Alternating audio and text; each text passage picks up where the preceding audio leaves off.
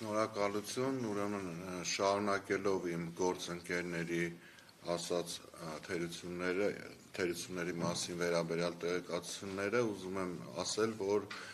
մենք պատրաստվում ենք ներկայացնել ծավալուն գրավոր զեկույց, թե ինչպիսի խախտումներ են եղել, ուղղակի հիմա ներկայացնեմ դրանք տեսակավորված եւ օրինակներ բերեմ կոնկրետ տեղամասերից 1-2 դրվագներով, մնացածը հետագայում շատ ավելի տասնյակներով կներկայացնենք։ Մասնավորապես, ինչպես նշեց պարոն Չալաբյանը,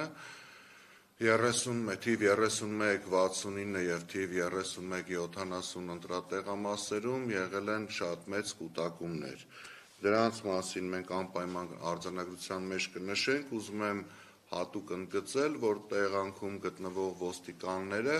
որևիցե փորձ չեն կատարել, առնվազն մեզ հայտնի դեպքեր չկան, որ փորձել են օրինակ այդ կուտակումների հետ որոշակի գործողություններ դրսևորեն, այլ ուղղակի լոյալ կանգնած նայում են, թե ինչա կատարվում։ Ունենք խախտումներ սենյակների մեծությունների հետ կապված, գիտենք օրենքը թույլ է տալիս որոշակի քանակով մարդիկ գտնվեն, ընտրողներ գտնվեն ընտրատեղամասերում, ցավոք սրտի կային ընտրատեղամասեր, որտեղ ընդամենը 2-3 քաղաքացուց ավելի ուղղակի հնարավոր չէր գտնվեին, իսկ դա եւս բերում էր կուտակումների։ Այդպիսի տեղամասեր են եղել օրինակ թիվ 31-01, թիվ 31-30 եւ այլն, Բազմիցս ականատես ենք եղել եւ ունենք տեսարան նկարահանված, որոնցից մի դրվագի դեպքում ես անձամբ ուղիղ եթերում հաղորդում եմ ներկայացրել բաց քվեարկությունների, որոնց տեսանկարահանված վիդեոները, ֆոտոները կան, խնդրենք, որպեսզի իրավապահ մարմինները հետևողական լինեն եւ այդպիսի դեպքերը հետագայում կանխելու համար հիմա խստագույնս պատժեն։ Ունեցել ենք դեպքեր, երբ օրինակ ինչպես ասաց Տիկին Մելոյանը, որ տրցակները նախօրոք կազմվել են եւ ոչ ամբողջական։ Ես դրա օրինակ կարող եմ բերել հենց 31 թիվ 31-01 ընտրատեղամասը, բայց դեպքերը շատ են եղել եւ այո, ունեցել ենք դեպքեր, որը մեզ թույլ է տալիս ենթադրել, որ դրանք եւ հնարավոր է եղած լինեն ուղղակի թերի աշխատելու արդյունքում եւ ուղղորդված դիտավորությամբ, մասնավորապես այդ ընտրատեղամասը, որը ես նշեցի, երկրորդ համարի քվեաթերթիկը չէր լինում մեջը։ Կային շատ էլիթերություններ կապված պաստառների, գովազդների հետ կապված, այս պարագայում ոչ միայն առաջի համարի թեկնածուի պաստառները, այլ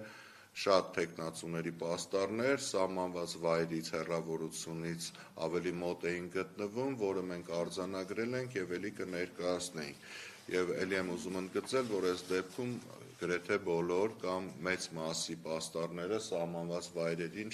շատ ավելի մոտիկ էին գտնվում։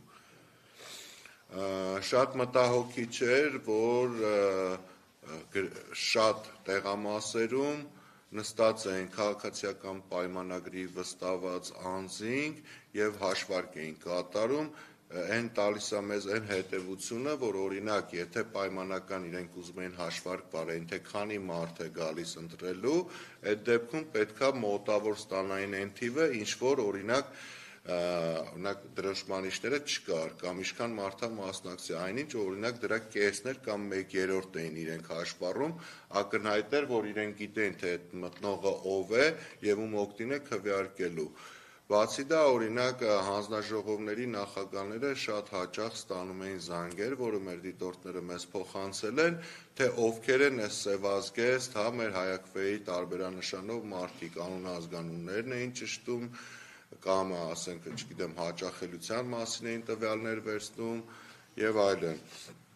Ունենք նաեւ դեպքեր, երբ որ մեքենաներով մարդկանց ուղղորդում են եւ եթե բնական է, որ մի մեքենան օրվա ընթացքում ասենք 1 կամ 2 անգամ է գալի, օրինակ եթե ես եկել եմ քվեարկել եմ, հետո իմ մորս կամ ընտանիքից մեկ այլ անդամի եմ բերել, դա իհարկե տարբերվում է, բայց եթե մեքենան կես ժամը 1 կամ մի ժամը 1 պարբերականությամբ օրվա ընթացքում 10-20 անգամ մոտենում են ընտրատեղամասին, հետեւաբար մենք կարող ենք մեզ թույլ տալ ենթադրել, որ դրանք ուղղորդված մարդիկ են եւ երևի նաեւ ճնշումների ենթարկված թող իրավապահ մարմինները ուսումնասիրեն այդ դեպքերը, մենք որոշ դեպքերում նաև մեքենաների տվյալները հրապարակել ենք, թող ուսումնասիրեն, պարզեն, թե ինչպիսի հանգամանքներում ա եղել, որ նույն մեքենային, նույն ընտրատեղամասին օրվա ընթացքում բազմիցս մոտեցել է։ Շնորհակալություն։